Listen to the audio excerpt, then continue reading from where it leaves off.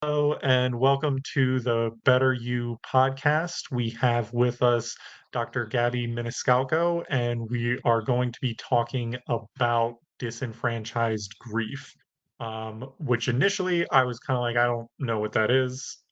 Sure, I guess. And then as we kind of talked about what it entails, I became really interested and kind of excited to have this conversation. So thank you for joining us, Gabby, and as always, thank you to Ali and Robbie for joining us as well.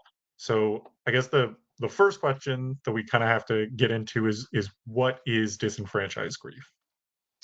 Yeah. So usually when we think about grief, the first thing that comes to mind is death of a loved one, funeral, right? Our brains take us to that place. So disenfranchised grief is still grief. It's just a loss that isn't a result of a death. So disenfranchised grief is the sort of grief that gets invalidated in our society. It's the sort of grief that is minimized. There's not really a space for it. So maybe some examples would help. We can think of disenfranchised grief as any sort of loss that is meaningful to us. So some common examples are pet loss. Um, we can lose a pet that we really love, and that can trigger a feeling of grief in us. But other people may view that as not as serious. They can react to us with comments like, oh, just get over it. It was just a pet. Oh, well, at least you have your other pets.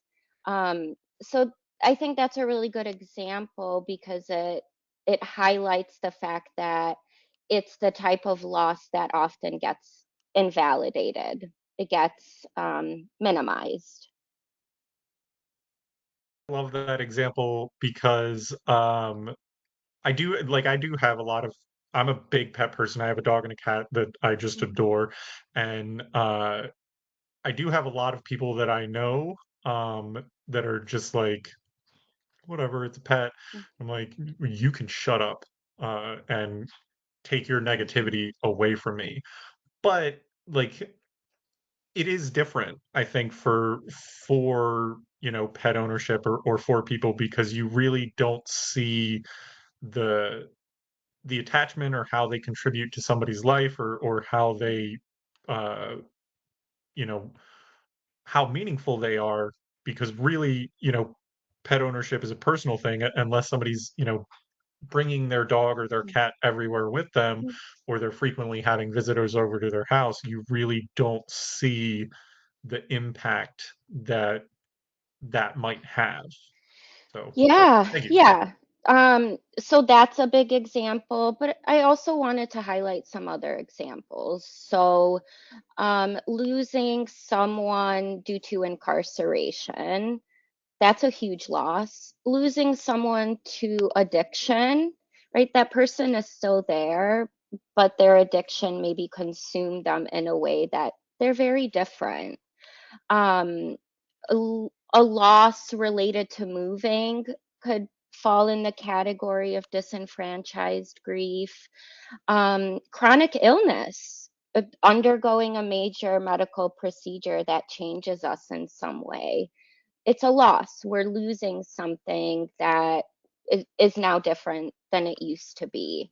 Um, and just some other ones that we don't often think of as losses. A loss of a friendship, divorce, um, even endings and transitions can trigger a feeling of grief in us. So, graduating college, leaving a job, even if it's a job that you like, but for some reason you're moving on to different opportunities, right? It's still a loss, and um, it's a loss that causes pain, but we don't always have permission to feel that pain, whether it's coming from cultural norms or our friends, family, our communities, right? So it it really puts us in a tricky spot because we feel the pain, we feel something's going on, but we don't have permission to feel it. So that's when some of the mental health symptoms can arise from that sort of tension. So that is like that's really interesting to me because, I think of how many different ways that we can experience loss. I feel like you just went through a bunch of them, but there are potentially infinite ways to experience loss, and there's obviously an acceptance of loss and pain when it comes to, a death in the family, a death of a friend, things like that. But there are other things that people experience loss, and there's a little bit more acceptance. Like, I know some people who've gone through divorce, and they kind of become a mess on for a little bit, and a lot of people kind of go, well, that's what happens with divorce. um but is there, I don't know if there is, but is there any indication as to why we as a society tend to go, oh, this kind of pain is okay to express and have, and then this kind of pain, shut up about it, just ignore it, or whatever it may be? Is there, like, I guess from a sociological perspective, is there a reason that we do disenfranchise so much different elements of grief, or so many different elements of grief?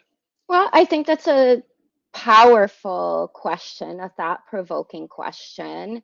And one of the things that comes to my mind, especially living in the American culture, we do have a tendency to gravitate towards positivity, sometimes toxic positivity, right? And we see that in some basic interactions when we ask each other, how are you doing? How are you?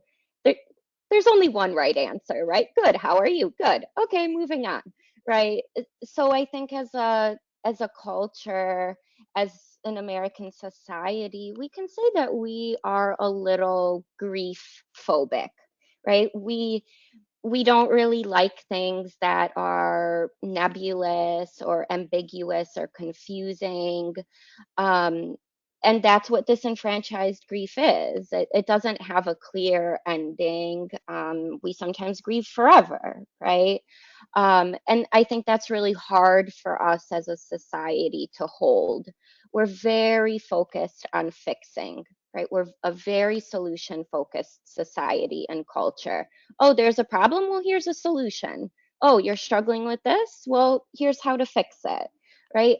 And disenfranchised grief really encourages us to look outside of the box, which I think is hard, um, especially when our society has these sorts of standards. And we also don't have many rituals for it, right? Like with the grief that we experience that's as a result of death, we have a funeral, we typically have a wake, right? There's there's this sort of like structure that we can follow. um but when someone goes through a divorce, I don't know, what do you do? I guess you can have a divorce party. Those are common now, right? But Been to um those, they are a lot of fun. oh yeah, same with like the loss of a friendship, right? It's like, okay, sorry you don't get to see that person anymore. It there's really no there's no prescription that we don't know what to do. To bring up the point of you mentioned toxic positivity. Um, Personally, I've never heard that. It's like, are you able to give me some examples of like what does that mean? Um, from my point of view, I there's only one thing, which is positivity. I don't know, if there's such thing as toxic positivity. Mm, yeah, great question. So, um, it's when we use positivity to overlook the pain. It's when maybe we feel sad about something And we also feel excited about something. So instead of honoring or leaning into the sadness, we're very quick to say, yeah, that's sad, but this is exciting and this is a great opportunity and you're going to love it so much. Um, it's when we kind of shortcut the maybe unpleasant feelings. Hi, everyone. I'm Allie Bailey, and now a quick word from us. Howie Mandel here. Do you ever feel like you're just another ticket in a long line, especially when you're looking for help with something as personal as your own mental health? Lamco Wellness is bringing the human connection back to mental health care. It starts with a personalized intake process where they get to know you. They offer medication management that's actually managed, coordinating with you and your clinician to make sure you're both empowered and on the right track. It comes down to three things: personal connection, compassion, and absolute privacy. Stop being another number and head over to lamcowellness.com to take the first step.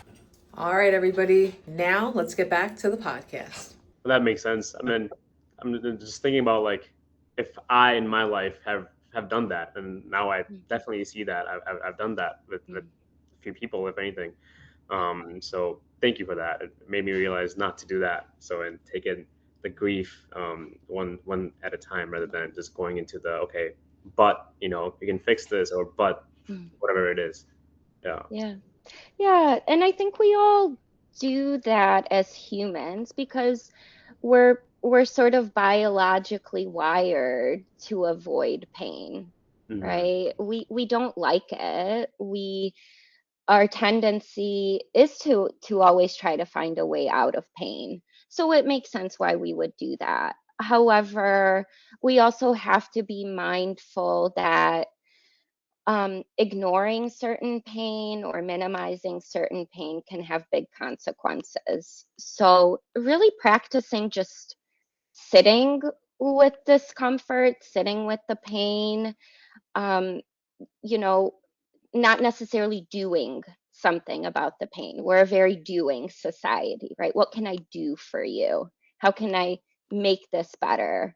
Um, and sometimes it's just we just need another human being, right? We need people to be with us. And I think that's something to keep in mind.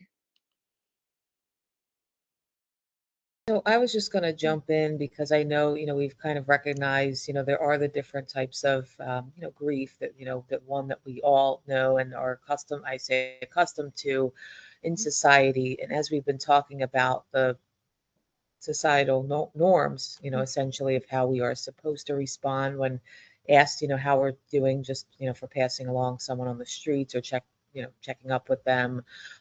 What would it look like in terms of therapy, like a theoretical orientation, or how would we work with someone with this sort of grief versus the, you know, so many stages of grief, looking at it that way. Because I think this could be approached differently because while, unfortunately, when we have the loss of someone, most of the time it's a long-term thing. Whereas if it's a loss of a friendship, someone might try to rekindle that.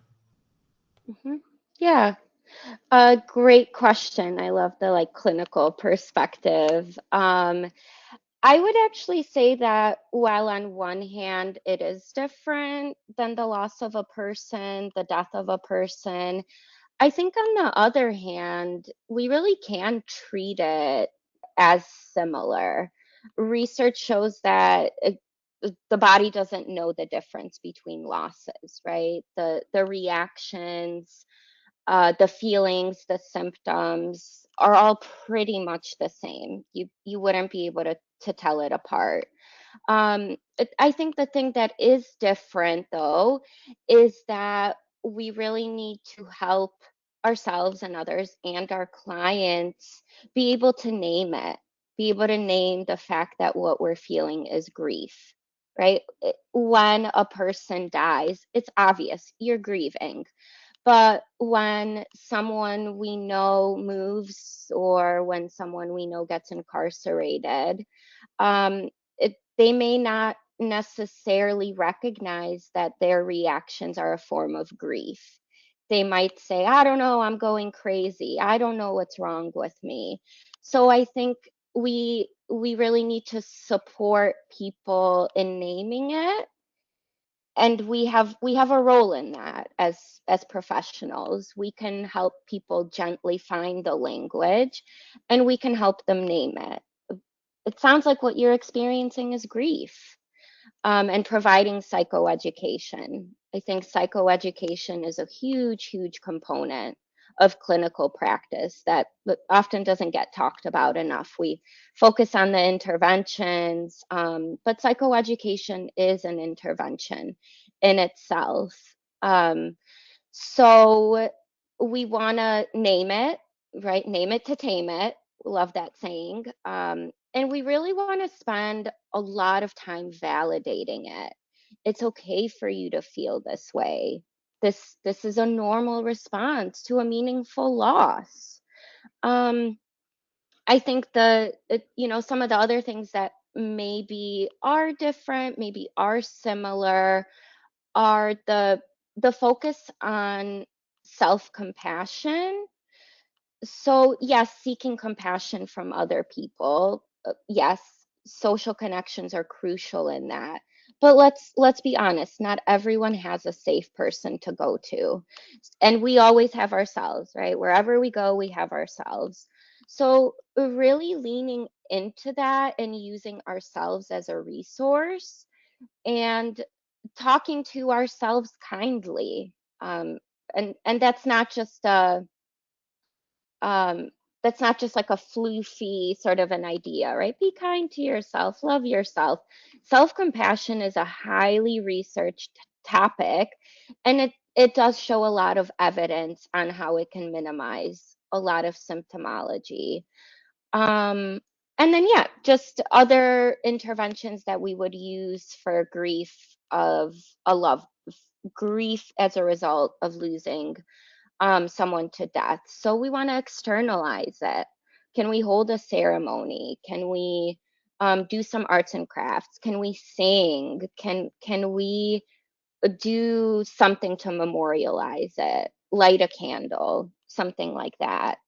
I might be jumping the gun here. I know we're probably going to get into the results of, you know, not acknowledging Mhm. this grief, but as we were going through things, I kind of had this kind of like lightning bolt memory. I don't know if there's a clinical term for it, but like, oh, damn.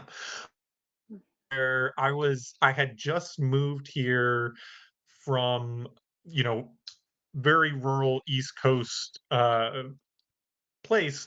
Um, and I was in school and I was kind of struggling with the move, and we were talking about before, I don't really like rural areas. I like, the suburbs more, but I was still really struggling with it. And I talked to my teacher. I was in 8th grade, I want to say, she said that, "Oh, how are you doing?" And I told her like, I'm not really doing very well. Like, this is what's going on." And she was immediately like, "No, don't, you just say, yeah, I'm doing well when people ask you how you're doing." And from that point on, the school, I was just like bombarded with what we just identified was toxic positivity, about like, oh, well, you have all these other opportunities and all these things that you can do now. And like, for me, like, looking back on it, I went from, an honor roll student and never getting in trouble to just constantly getting in trouble, C's and D's for like the next 4 years. And then I don't know, I guess I got over it and was able to move forward. But it was a pretty long period where I just wasn't really you know, a good kid, I guess. And so like, for me, hearing that and us talking about it, it was like this lightning bolt moment of, Mhm. that's what happened. I wasn't giving myself time to grieve, and it just made everything so much worse. Sorry, was very Yeah. excited when I realized. That's such a powerful connection, right? Absolutely. And I can't help but wonder, what would it have been like if that teacher validated that grief, right? Because it's not that you didn't give yourself space to grieve. It's that the world around you told you that there is no space to grieve. So you internalize that and you're like, oh, okay, got it. Don't talk about that. It's not okay to talk about that. Um, and that's, that's how we learn about what's okay and what's not okay. And the things that society says are not okay, we're like, okay, got it. And we suppress them. And when we suppress them, kind of like you did, they come out in other ways, like your behavior, right? And not to overanalyze here, but I can't help myself. Um, you were unseen. Your grief was unseen. Your feelings were unseen. So as a kid, what do kids do when they want to be seen? They get louder and louder and louder, and they do things that can't be ignored, like bad grades. Bring up multicultural grief that you mentioned earlier. How does that align in today's world where you mentioned positive or toxic positivity, but for that person from that culture is just that positive. Like there's no um there's no going back of like, okay, whatever I say, it's gonna affect this person that's dealing with grief right now. Mhm. Yeah, so I'll talk a little bit about grief as it relates to immigration, grief as it relates to cultural loss, cultural bereavement. We do actually have some vocab words in psychology for some of this. So ultimately, this falls under the category of both disenfranchised grief and also maybe ambiguous grief, right? They're similar, but also different. So I like to talk about my own immigration story as it relates to grief, and it's uh, moving here from Poland. I was born in Poland, and my family immigrated here when I was around 9. And just as a side note, we didn't even choose to really immigrate here. My mom's friend entered us in a lottery to win a visa, because that's something that the US has done and continues to do, is have an immigration visa, and a lot of countries participate in it. So it's kind of an interesting concept to think about, that on one hand our country is trying to persuade people to come here, right? And then people get here and we're like, well, you don't really fit in. You don't really speak the language. You don't eat the food that we eat. Um, and that in itself causes a lot of tension. Just that one little incident, right? Well, you basically invited me to come here and now you're making fun of me. And that was kind of my narrative moving here. Um, so it was really confusing at first, especially because if you think about the role culture plays in our identity, we we identify who we are as a result of where we are in our culture. Our culture defines us. Um, and culture gives us a template, right? The country we grow up in gives us a template. This is what's okay. This is what's not okay. This is how we spend our time. Stores close at 5 p.m., closed on Sundays, right? We kind of develop around the rules that our culture creates for us. And we find safety in that. It becomes predictable. I know how to act in this context. So when we move cultures, when we move countries, all of that is shaken up. We're lost, literally. Everything is foreign. The rules are hard to understand at first, because a lot of rules and cultures are unwritten. You can't really Google the list of cultural rules, right? You can, but a lot of them are unspoken, and you learn as you grow up. Um, so that leaving homeland and adapting to a new culture is really like a shock to our system. Everything feels foreign, therefore, everything gets perceived as a threat in our nervous system. If I don't know what it is, I have to be cautious. If I don't know what it is, my brain is always going to err on the side of caution. It's better to be safe than sorry, right? So that leads us to feel really on edge, really guarded, really anxious. We're moving around in the new world um, very gently and very hesitantly. So I'll stop there because I could keep going, but I want to hear what thoughts are coming up for you. No, I mean, thank you for sharing the perspective and your narrative. Like you said, that is insane. I've never heard of you as doing that to begin with. But same like you, my narrative is the same. Where I immigrated here when I was about 12 years old. So it was very hard to fit in a way, as the English was a secondary language, of Yeah. course, right? And then just the culture norms that like I was not aware of or not used to because no one's teaching you that. Your parents, at least, they are like they're gonna be doing their own thing but not focused. They just want you to study Yeah. and get good grades. But how can you do that when you don't know anything about the new world that you're living in?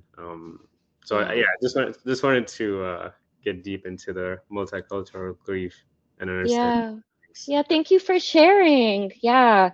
Yeah, it's kind of reassuring to know that you've also had some of these experiences. And you actually brought up a really good point, this need to belong. Mhm. Um, that it that's a need. That's a biological need that we have. As humans, we have a need to attach, right? We're very dependent as babies, the most dependent of species. We can't survive on this world, in this world without other people taking care of us. So that's biologically wired in us to have a group, to have a community, to have friends. We are social creatures, even if we identify as loners or lone wolves, right? I'm antisocial. That's great, but you still need people. So the the problem becomes when again there's a conflict or a tension. We have this biological need to attach, which requires us to belong, right? So we try really hard as immigrants to fit in. Let me watch what other people are doing and let me mimic them. Let me do what I can to make myself as American as I can. um, However, the conflicting need is the need for authenticity.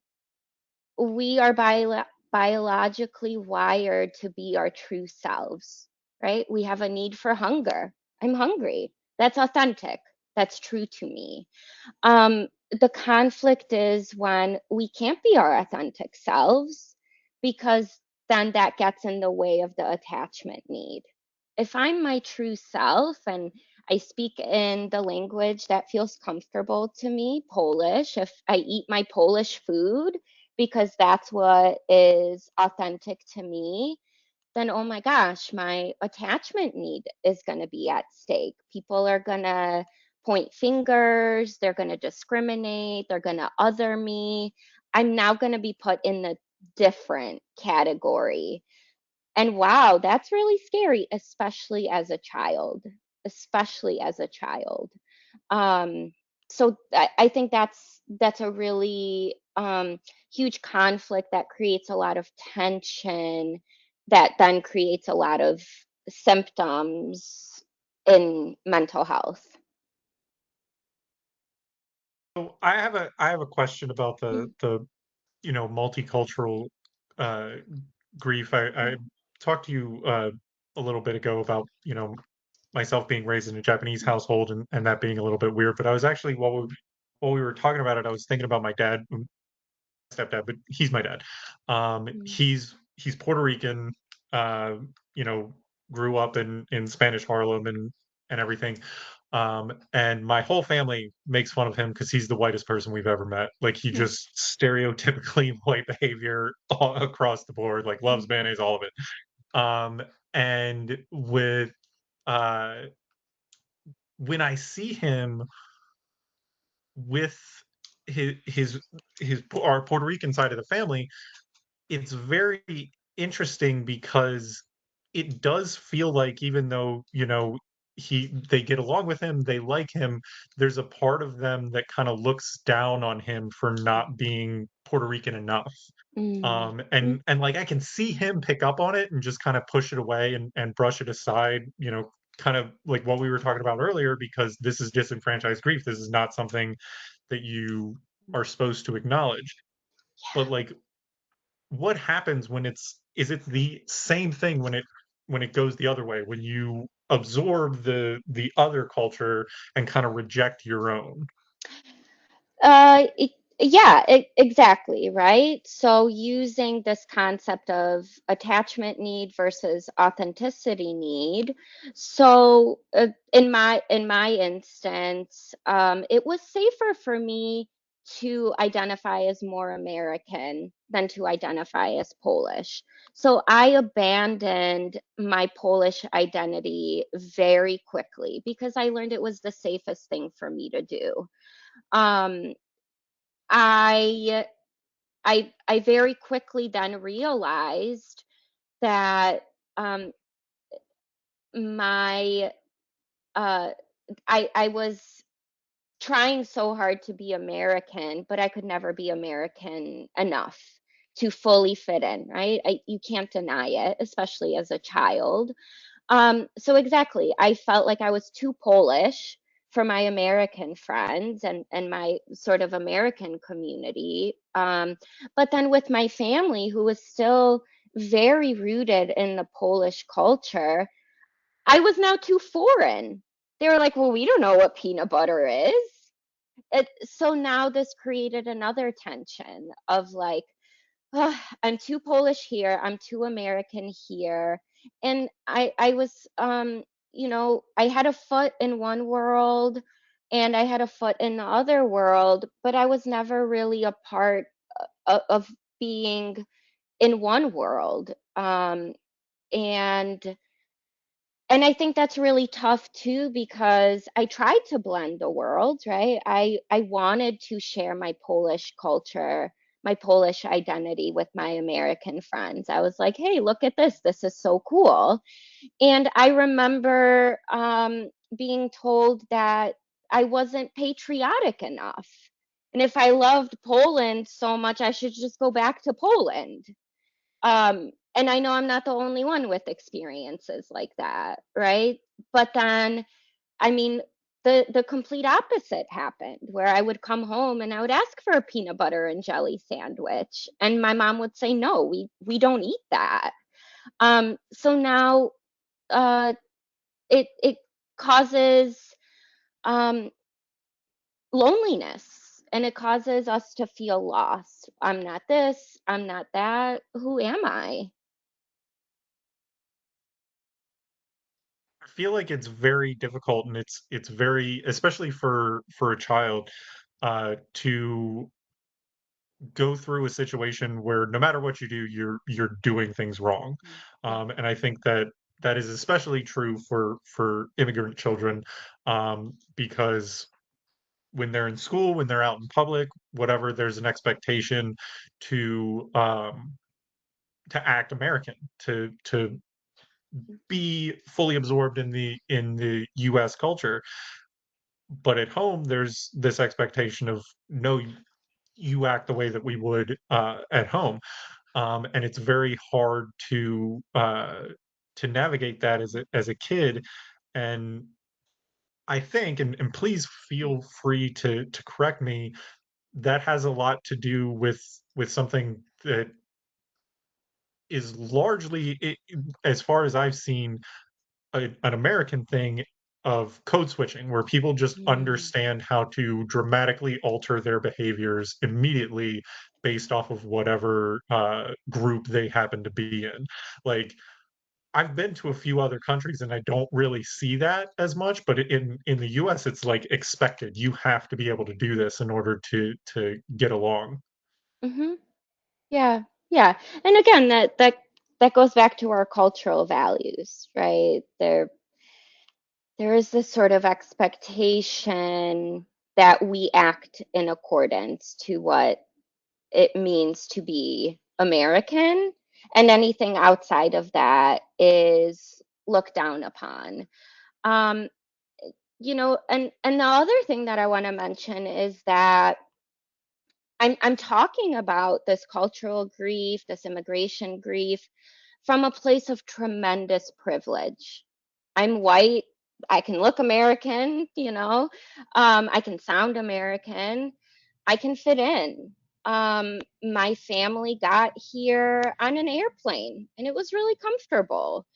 Other people don't have that privilege, whether it's financial or how they look, the color of their skin, if they have an accent, right? So um, I had it hard enough as a little white girl.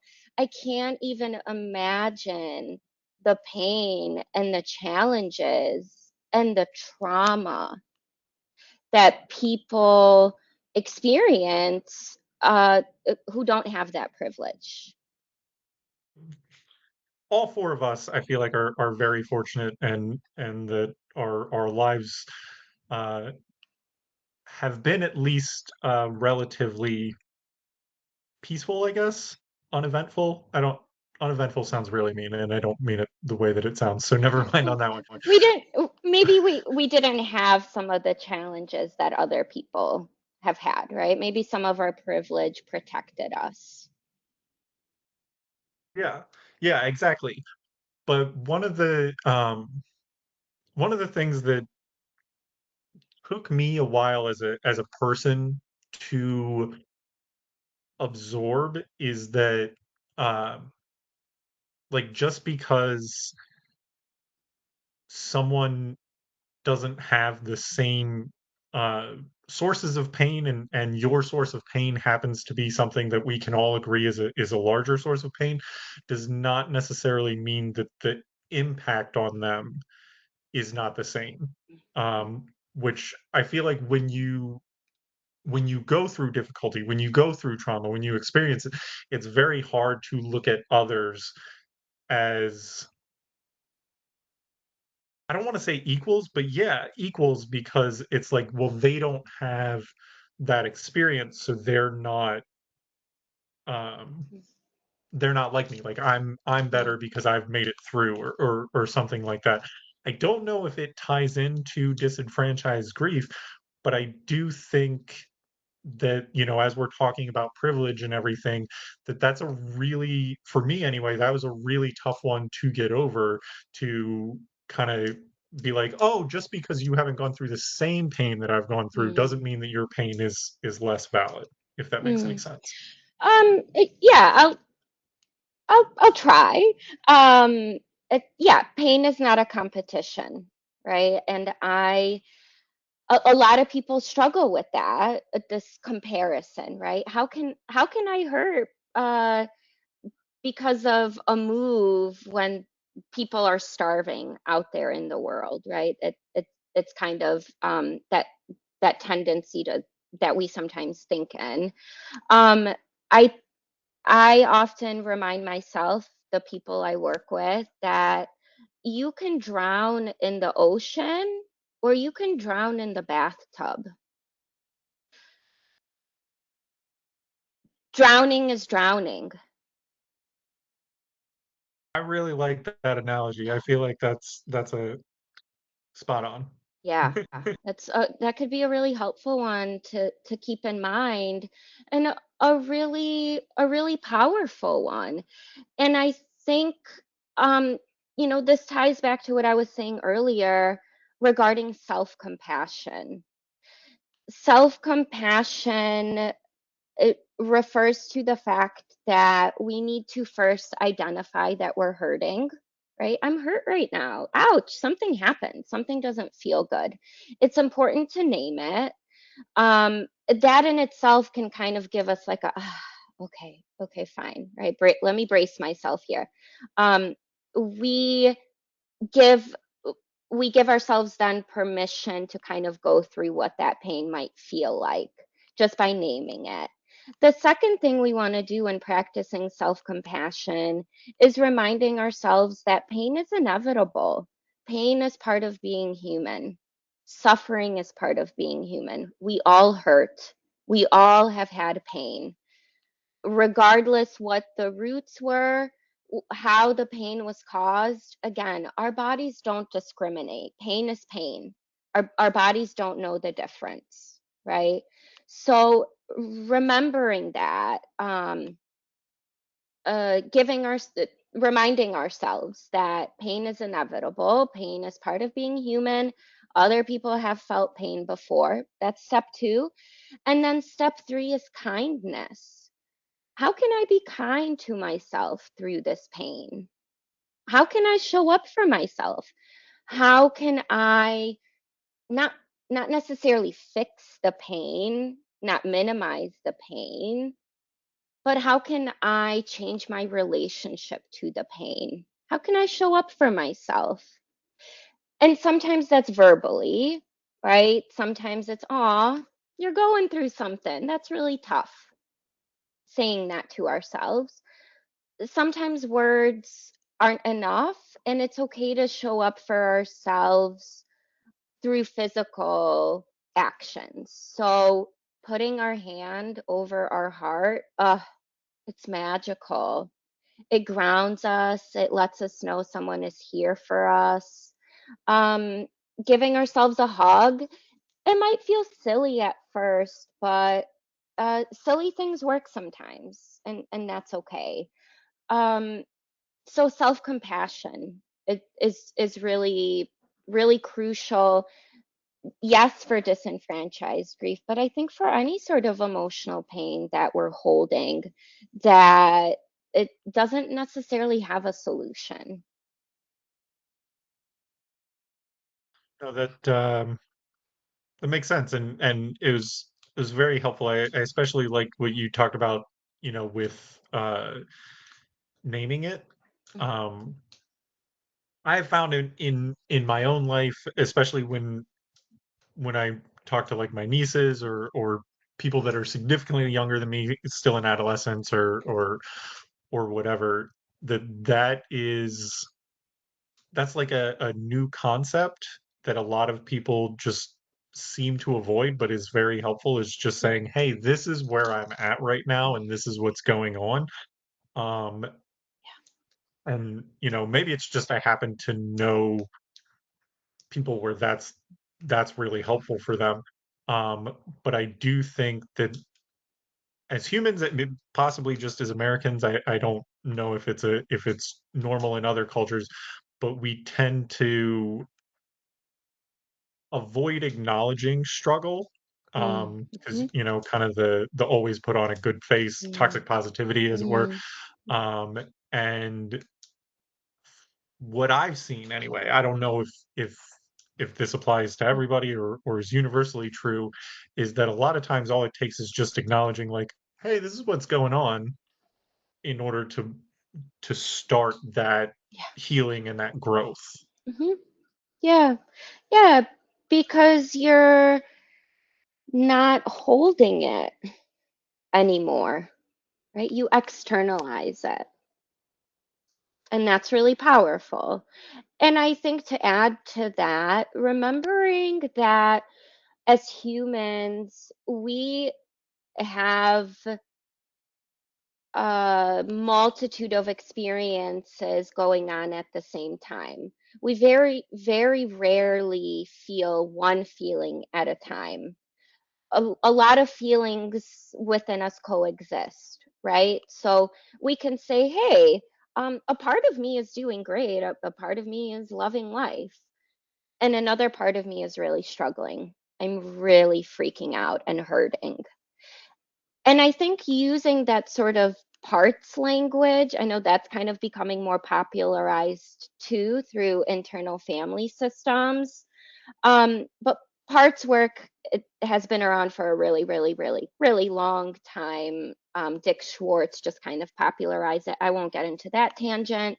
But parts work is really effective, and there's a lot of neuroscience research on the benefits of it. So again, kind of tying it back to the grief. So there's a part of me that's hurting. There's a part of me that's experiencing this loss. I'm having the symptoms of grief, right? I'm foggy, I'm unmotivated, I'm confused. And there's also another part of me that is just going on with life. There's a part of me that is showing up for work. Another that part of me is connecting with others. It's appreciating the little things.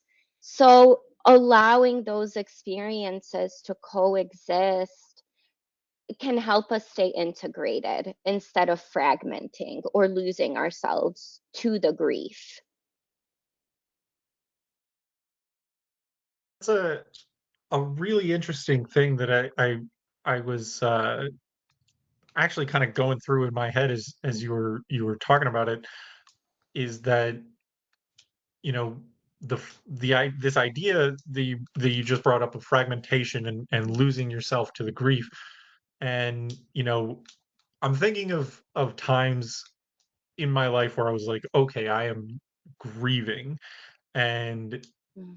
it's, you know, it was overwhelming. It Yeah. inserted itself randomly into just different parts of my life where I was like, you are not welcome here. Well, tough, it's here anyway.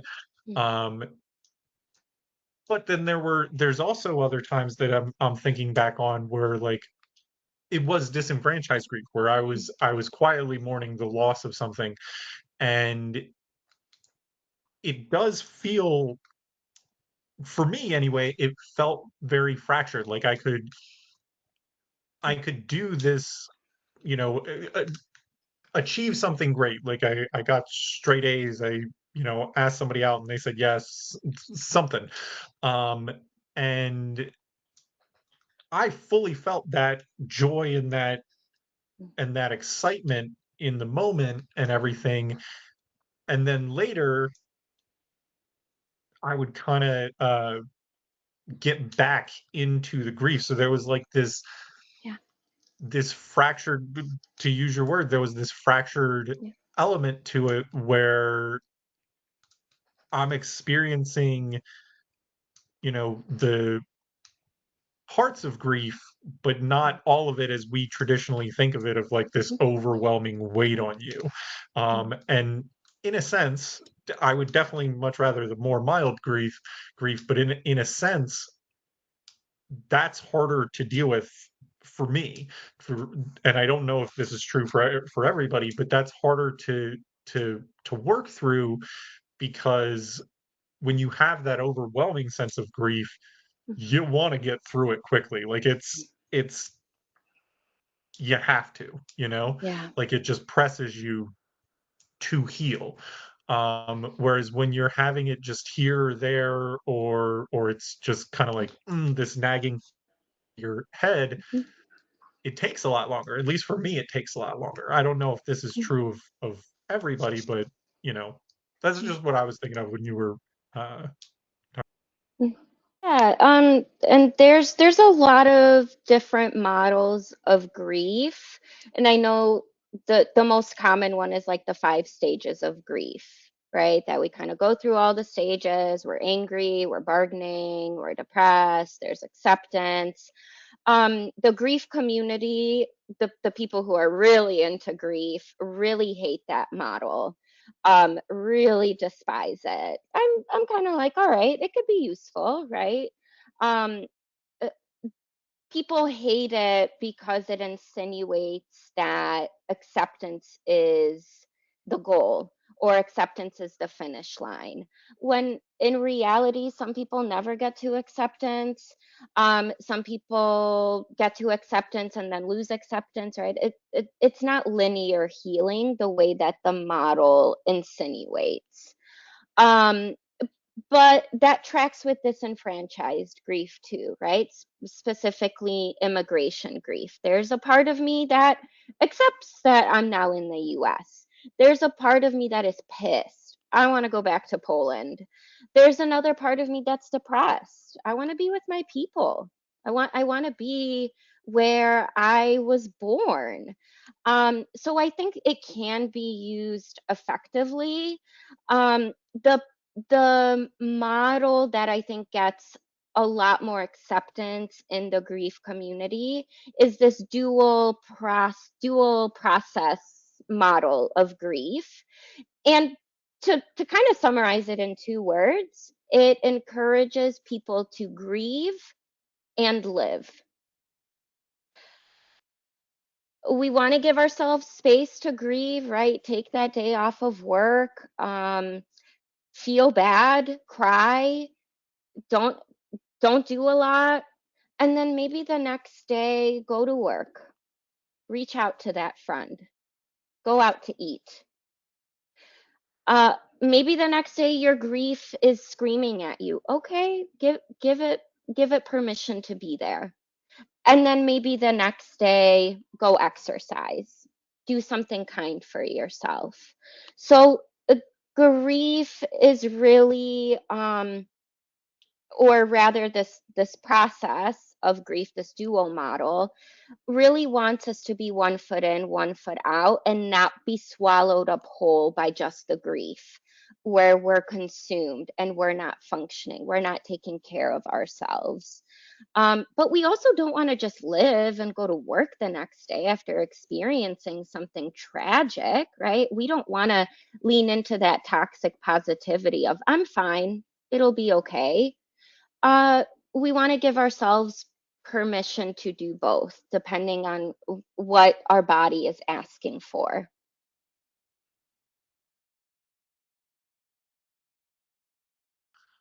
I mean, that makes sense. And I feel like it's easier it's easier for me to digest something like that than the 5 stages, which I've definitely heard of. I Mhm. remember, just as a quick anecdote, my mother passed during COVID, not of COVID, but cancer. And shortly after she passed, it was like a just really good, peaceful day, and I was like, "Man, I am cruising through this on the 5 Mm, stages." And no, it didn't stay like that. It was Yeah. it it was like a immediately back to anger or denial or whatever. Um, and I think that for me, going into the 5 stages, is it does feel like it's supposed to be linear, and that's not how it works. And so being able to account for that non-linearity, I think, is Yeah. should be very helpful for people.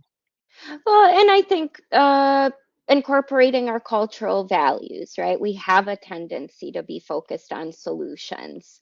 So our brain is going to kind of interpret things through that that vision of, oh, this is the equation to heal from grief, right? 1, 2, 3, 4, 5. So that's where it gets tricky because it's not linear. We go back and forth. Um, and grief is very personal. It's very individual. There is no one size fits all. And that model, again, kind of insinuates that there is. So, yeah, just remembering that we have to grieve at our own pace. There is no timeline. There is no right or wrong. Just wanted to bring up a So, funny story, Mhm. just completely off topic. It's all connected, always. All connected. um, but the norm in our society in the U.S. is when someone does something for you, we say thank you, right? We say thank you.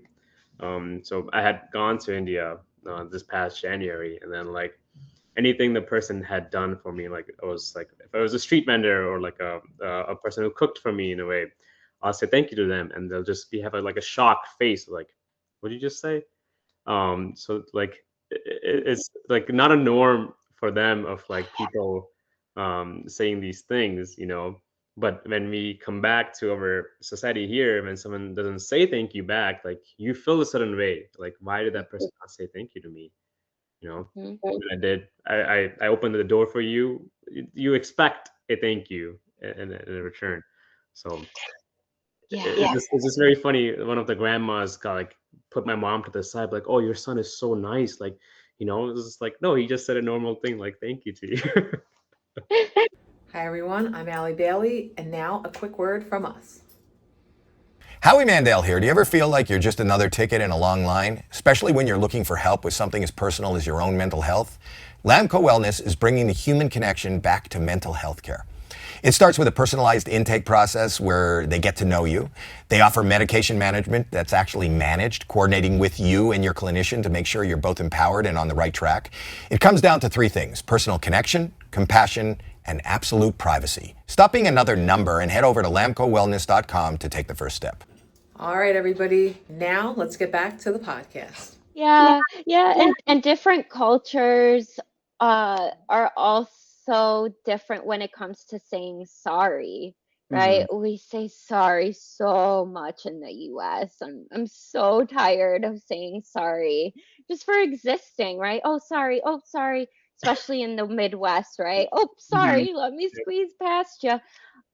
Other cultures, Poland included, we're just like, okay, like we bump into each other sometimes. Like we're all human. It's fine. Like save your breath. I'm sorry, you're sorry, we're all sorry. Let's get it out of the way. Um, yeah, it's interesting. The nuances are there. Hmm. Speaking speaking of sorry, another fun story that doesn't really tie in, but I say sorry all the time, and I love saying sorry just because I feel like for me it's like acknowledging that things aren't going the way that they're supposed to go. It's not even, acceptance of guilt or anything like that. It's just, hey, things aren't going the way that they're supposed to go. But I do it so much that that my wife like calls me out on it, and she'll be like, "Why are you apologizing? This had nothing to do with you. Like you don't need to apologize." And so we've had kind of institute this verbiage in our house where if I'm saying sorry and it has nothing to do with me, I have to do it with a Canadian accent and I have to go sorry. Because that's how she knows, like, I'm not apologizing for me. I'm just saying, like, I'm acknowledging that things aren't going the way that you want them to go. So why not just say that? Why not just say, hey, I'm acknowledging things are not going the way that they're supposed to? It takes a lot longer to say it, honestly. Mm, mm. Okay. Yeah. Sometimes the more specific we can get with our experience, though, the the the more other people can understand us, the more empathy there can be. You're on the same page a little bit more, right? So, I imagine it takes longer for you to explain why you're saying sorry, as opposed to just saying things are not going the way we had planned here. Mean, that's true, but I can also flip it over and say that because that tension, and this is something that in my head I constantly look at in terms of psychology and mental health is how sometimes something that doesn't work, the tension that's created from it leads to something a little bit more streamlined or a little bit better. Like in the case of me saying sorry, Mm, is I can say I'm acknowledging that things aren't going the way that they're supposed to go really quickly now. It took some time to get there mm, for us to kind of like establish mm, that norm in conversation, but that we that we did it that way has made speech and communication mm, between myself and my wife a little bit faster and easier. And that's something that, again, I feel like always occurs to me when I'm looking at and thinking about mental health is how there's a lot of stuff that is viewed as inherently negative, but there is kind of this other side of it where things can be better, you know and sometimes, not all the times, I mean, there's plenty of times where you just want to take the most direct path, but there's sometimes and often enough that I note it, um, where doing things the hard way can lead to a more positive outcome, or an equally positive outcome, if that makes any sense.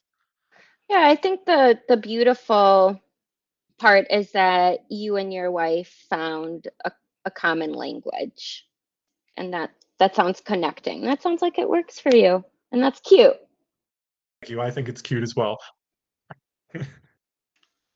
So I just kind of resonated with the statement when you mentioned like sometimes we take the harder route or harder path, like it's almost like we get a better gain out of it. And as someone who always seems in their personal life to take the harder route all the time, recently, and again, I know we're kind of sharing different stories, but I purchased a, a coffee table. I went to Goodwill with someone, and there were two options. There was one that, I mean, same price, both very nice.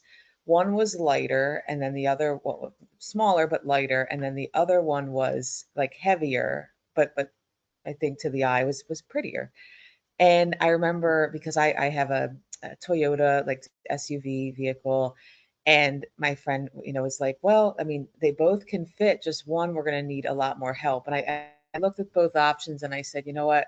Let's just go with the smaller one. And they're like, are you sure? And I said, I'm someone who just always takes the harder route. And to think of how to coordinate like 4 or 5 people to bring this in versus just us or maybe one of us to bring it in, I went with that option. And I think it kind of goes hand in hand with, the topic that we're talking about, because I think we might choose the harder path of, okay, I'm going to ignore my emotions and just kind of like we were talking about, instead of giving us the day to, all right, let me take off from work. Let me just, maybe go for a walk and clear my head from whatever the loss of friendship or, that experience that I am grieving.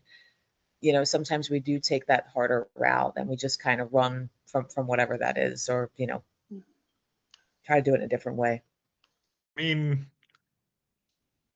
for me, I'm always kind of, I don't want to say contradictory, but I always feel like the everything at face value is not enough. Like there's always a deeper story. There's always a a deeper layer, and I think that that's what makes mental health a really challenging topic for people, is because the depths of mental health and the right way to do things and all of this, to me, seems very nebulous and very, like, maybe most of the Mm, time, yeah, but maybe it doesn't apply to you. Like, I'm sure, hopefully we don't, but I feel like most of us know somebody where they're, to tie it back to disenfranchised grief, mm, where their disenfranchised grief is the road not taken. That's what they can't get over, and you talk to them, and you see it and you feel it when you talk to them, where they're still grieving the thing or things at some point in their life that they never did, or they did and it was the wrong choice. And I have to say, when I've seen that in people, it's heartbreaking. It's so difficult to work with, to honestly, to be around sometimes, and I feel bad because, like, I get it, but it's also, you and in a sense I'm contributing to the disenfranchisement of that grief. mm, um but you're just looking at someone who is overcome by the past to the point of denying their future, if that makes any sense.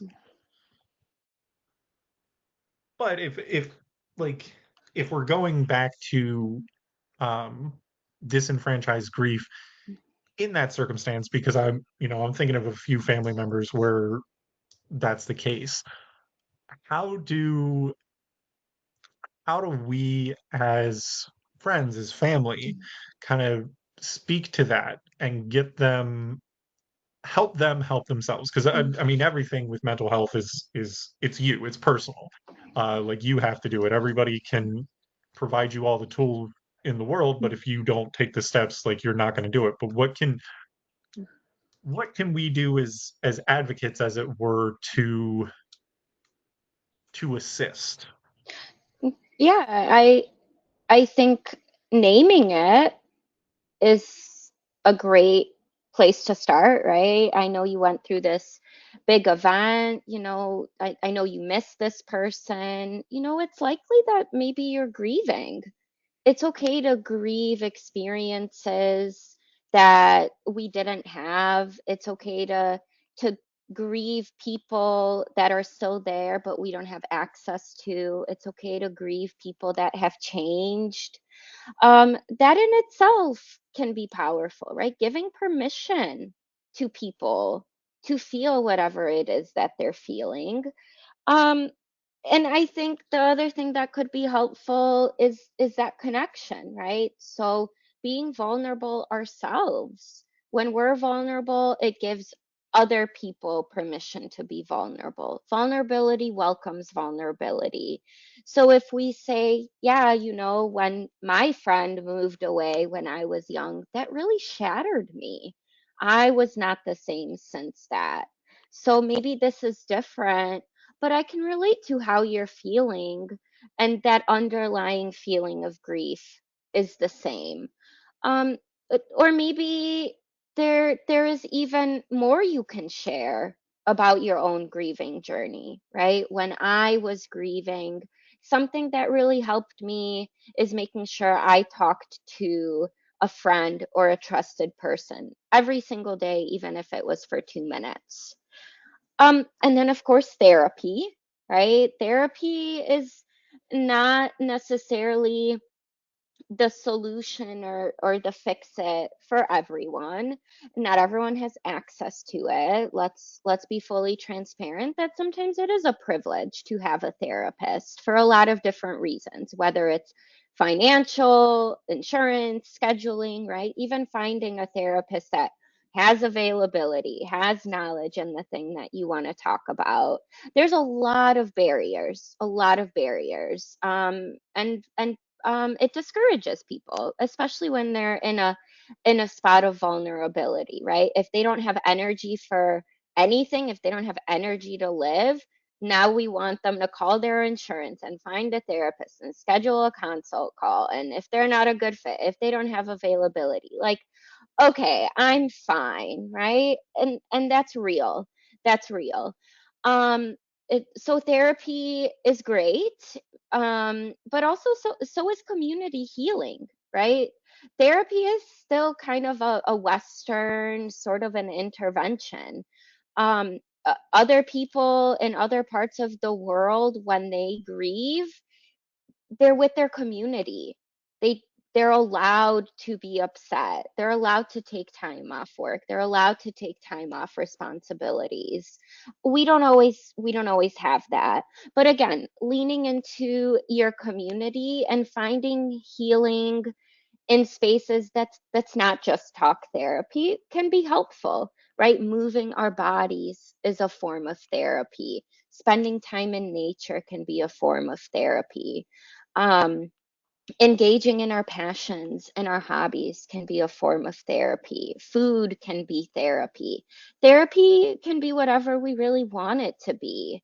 Um, but when it comes to talk therapy, it can be a helpful and healing space for certain people when they're able to access it.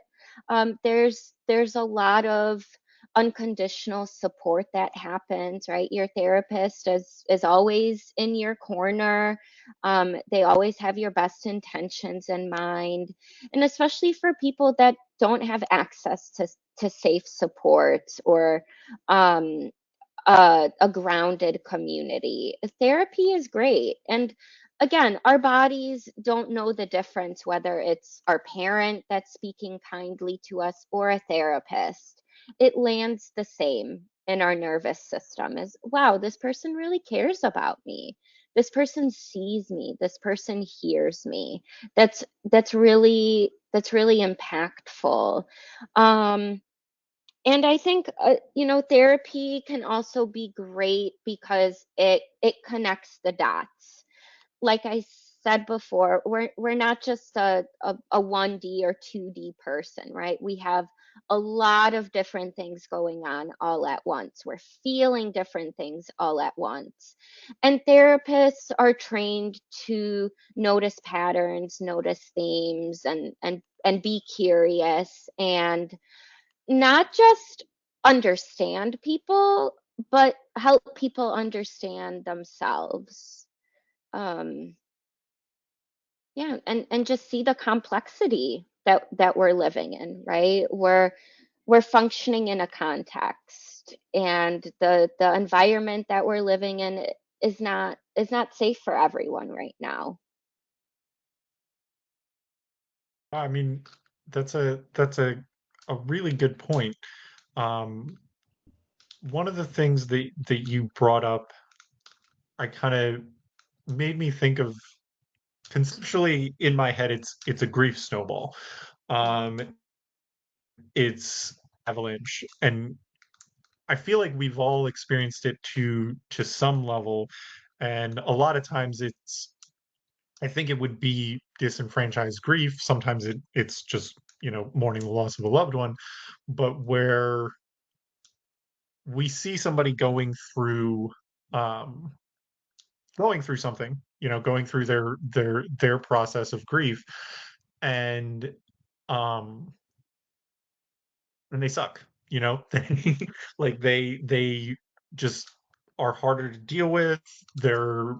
Uh their personality has changed, the things that they do change, and then that spills over to the people that love them, and then those people have their own disenfranchised grief of now having to deal with Yeah. somebody who has changed.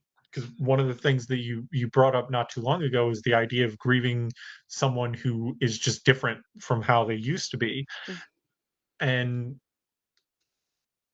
to me, that is a potentially endless process Mm. of, okay, well, there's this person in my life who is grieving, and they suck now, and it's hard for me to deal with. So now I'm going through that grief, but now I'm being a little bit worse, and I'm putting other people through that grief.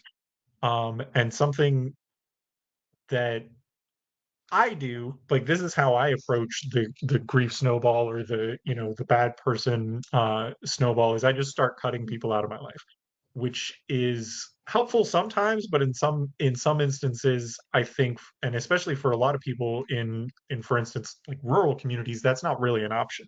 Mm. Um, so, and I don't know if there's an answer to this question, but what do we do as people when we're kind of surrounded um, by negativity caused by grief, or just negativity in general, and Mm. it's having an impact on us? Yeah, so a few points. One of the things I heard is around like inherited grief, right? Or generational trauma, generational grief. A grief that doesn't get expressed gets stored. So even thinking back to our ancestors, and what they went through, right? Genocides, wars, immigration type stuff, violence, all of these terrible, tragic things. They probably didn't have enough space to grieve because they had to be more focused on functioning and survival. How do we make it to the next day with a lack of resources, right? So that grief gets stored in the body and it gets passed down to offsprings. And we see this being confirmed and validated in a lot of different studies, especially with Holocaust survivors, right? Generations later, people are still experiencing certain symptoms that could be attributed to their family members being part of the Holocaust. Um, So that's kind of the first point. The other thing I'm thinking about is collective grief, right? There are certain things happening in our country right now that are causing all of us to grieve, regardless of what side you're on. We don't always get to choose what we grieve. The grief is sometimes a traumatic reaction. The grief triggers a traumatic response, a survival response in us. Um, so yeah, there could be moments where, yeah, we're all kind of grieving, right? We're down, we're heavy, it's hard to show up. We have that loss of energy, that loss of motivation. So how do we support each other, right? How do we not just drown in all of this collective grief and act helpless, right? But how do we name the grief and then also live through the grief? And I want to be mindful that when I say that, because it's not about moving past the grief, it's not about letting go of the grief, it's really living through, moving through the grief, holding it differently, changing the relationship we have with it. The expectation isn't that we abandon the grief, we just integrate it differently. um and that's where self care plays a role. And when I say self care, I don't just mean a massage. I don't just mean a manicure. I don't just mean going to the gym. I don't just mean the sort of like capitalistic things, right? Oh, let me buy Starbucks today as a form of self care. Great. I mean, it could bring us some joy, but the sort of self care I'm talking about is anytime we check in with ourselves, that's a form of self care. Anytime we ask ourselves, well, what do I need right now? That's self care.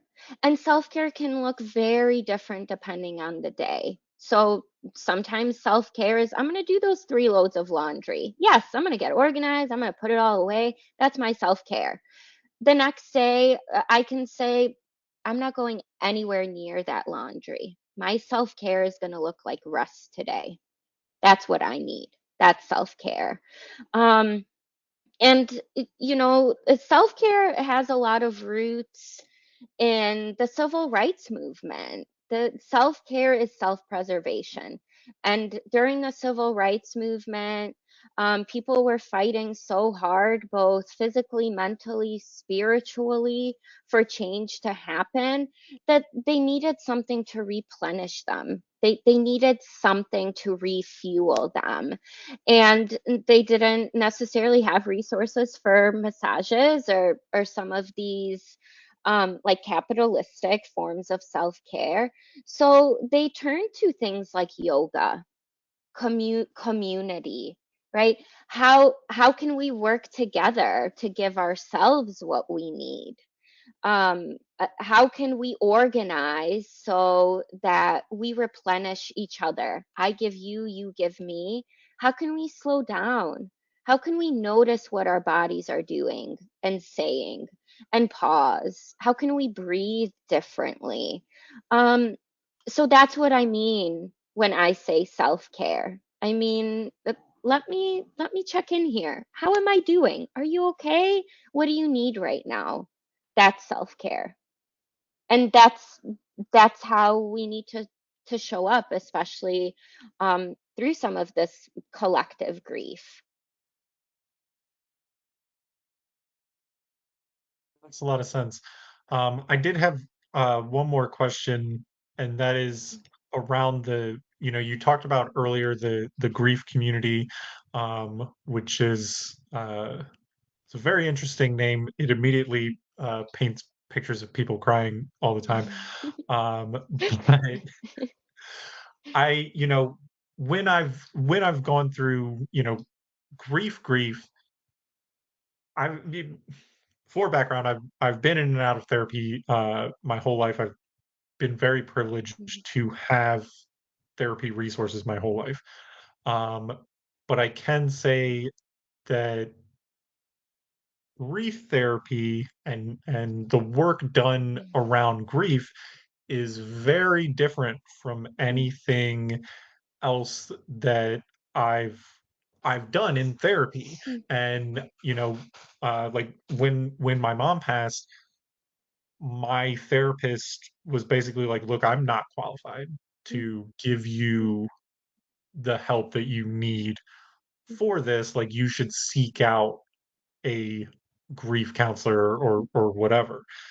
How do and I do firmly believe that a lot of what prevents people from getting into therapy and from getting help is just because it's a huge pain to find the right fit. Um, how do how do we find that? How do we find the grief community? How do we find a grief counselor to help us through those instances of grief, be they, from loss or disenfranchised grief? Yeah. I think my answer maybe is a simplified one. But really interviewing therapists, really being clear and upfront about what it is that we need, what works for us, what doesn't work for us, the style that we're looking for, right? It's okay to say, I need a therapist that's directive. I need a therapist that will give me tools. I need a therapist that will guide me.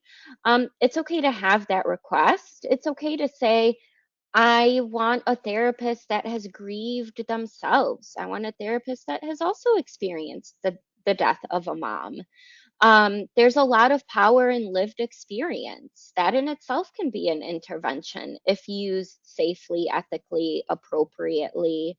Um, the other thing is, um, we we don't know what we don't know. So I think sometimes with therapy and therapists, it's a lot like dating. So go on that date, talk to that therapist, see if their style fits. And it's okay to say, you know what, at this point, I think I'm gonna keep looking for a different therapist that maybe fits my needs a little more closely.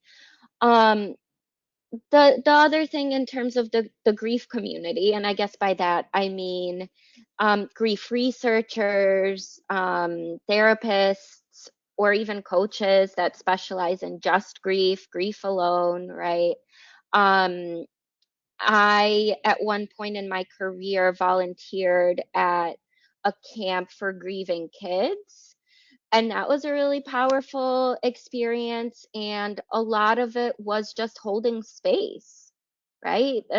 It's feel what you feel, and I am here for you. Um, I think sometimes less is more when it comes to grief, right? It's not about fixing it. It's not about changing it. It's not about getting rid of it. Um, so I think seeking out resources online, right? What are some of the books on grief saying? What are the resources on the back of that book? What are the references, right? We also have to, when it's feasible, um, take some of that autonomy and look for what it is that we think will help us, because that in itself is empowering, right? Taking that first step, doing our own research can be meaningful. um yeah. Thank you. That is very helpful, and I hope that it helps some of our listeners. And I want to thank you for joining us. This has been a really kind of powerful conversation that we've had around disenfranchised grief and grief in general, Mhm. to a slightly lesser extent, and also some fun personal anecdotes that we all got to share, that I always really enjoy. So again, thank you so much. Thank you to our listeners and viewers. Don't forget to hit like, and subscribe. And again, thank you. Thank Thanks, you. Ty.